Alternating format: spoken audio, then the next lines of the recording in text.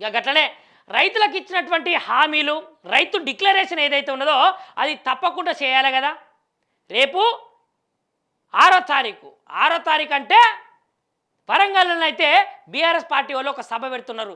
రైతు డిక్లరేషన్ చేసిన తర్వాత రైతులకు మొండి చెయ్యి చూపించింది కాంగ్రెస్ పార్టీ అని మళ్ళొక మళ్ళక రైతులందరికీ గుర్తు చేసి రైతులను ఏకం చేసి జంగు సైరను ఊదబోతున్నది బీఆర్ఎస్ పార్టీ. అదేవిధంగా తెలంగాణ రాష్ట్రంలో ఉన్నటువంటి రైతాంగం మొత్తం మరి చూడాలి ఏ విధంగా జరుగుతుంది, ఎట్లా జరుగుతుందని.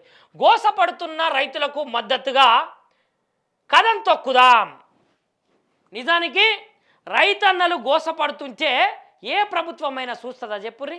మరి అట్లాంటి ప్రభుత్వము సోద్యం చూస్తుంటే కథం తొక్కుకుంటా మేము నడుస్తాం అని చెప్పేసి కేటీ రామారావు సార్ బృందము అదేవిధంగా రైతన్నలు వాళ్ళ పార్టీకి సంబంధించినటువంటి నాయకులు అయితే అంటున్న విషయము.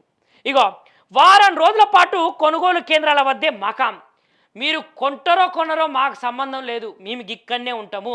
మా వడ్లు కొనేదాకా, మా మొక్కజొన్నలు కొనేదాకా, మా జొన్నలు కొనేదాకా, మా శనగలు కొనేదాకా అని చెప్పేసి ఇక్కడనే వారం రోజుల పాటు మకాం వేస్తామని చెప్తున్నారు. ఇగో వడ్లు, మొక్కజొన్నలు, శనగలు కొనుగోలుకైతే సర్కారుపై ఒత్తిడి. అప్పటికీ కొనకపోతే ప్రభుత్వము ఆఫీసుల వద్దే బైఠాయింపులు. రైతులతో కలిసి కాంగ్రెస్ సర్కారుని అయితే ఉక్కిరి బిక్కిరి చేద్దామట. బీఆర్ఎస్ శ్రేణులకైతే working president KT Ramarao sir అయితే పిలుపునిచ్చిండు. ఏడికెళ్ళి సదాశివపేట శనగల కొనుగోలు కేంద్రం దగ్గరనైతే సారు సందర్శించి ఈ ముచ్చట్లని మాట్లాడిండు. ఇక చూసిర్రా సారు ఇట్లా మాట్లాడింది కదా.